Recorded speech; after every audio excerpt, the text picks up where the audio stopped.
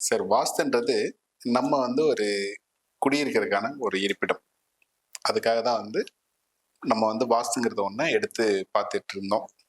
அதுக்கப்புறம் தொழில் ரீதியாகவோ, அல்லது குடும்ப ரீதியாகவோ என்ன பிரச்சனைகள் இருக்கு, எந்தெந்த இடத்துல என்ன பிரச்சனைகள் வருது அப்படிங்கிறதுக்காக நம்ம வாஸ்து ஒரு முன்னெடுத்து பார்த்துட்டு இருக்கோம். அந்த வாஸ்துலயும் ஒரு சிலருக்கு ஒரு சிலர் மாதிரி, அதாவது ஒருத்தர் ஒரு கலையை கத்திருப்பாங்க, இன்னொருத்தர் இன்னொரு கலையை கத்திருப்பாங்க.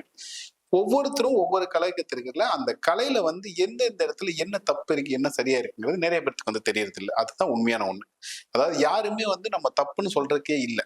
அதாவது நானா இருக்கட்டும், இல்ல அடுத்தவங்களா இருக்கட்டும், இன்னொருத்தவங்களா யாரா இருந்தாலுமே யாருமே பெரிய மேதை அப்படிங்கிறது இல்லை. ஏன்னா அவங்க அவங்க அவங்க அவங்களுக்குள்ள எத்தனை தடவை எவ்வளவு ஆராய்ச்சி எடுத்திருக்காங்க, அதனால என்ன பலன்கள் வருது அப்படிங்கிறது ஒவ்வொருத்தரும் பார்த்துட்டு இருக்காங்க. இது நார்மலா ஜென்ரலா நம்ம பார்க்கும்போது பாத்தீங்கன்னா வாஸ்து அப்படிங்கறத பத்தி பாக்குறாங்க. வாஸ்துனாக்க நம்ம புக்ல இருக்கு.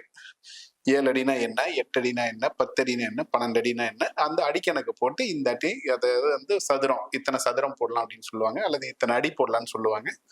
இத்தனை அடி இருந்தாக்க நல்லது அப்படின்னு சொல்லுவாங்க. சோ இந்த அடிக்கணக்கே சரியா தப்பாங்கிறது ஒரு சின்ன ஒரு கணக்கு சொல்றேன். அதுல இருந்து நீங்க முடிவு எடுத்துக்கலாம்.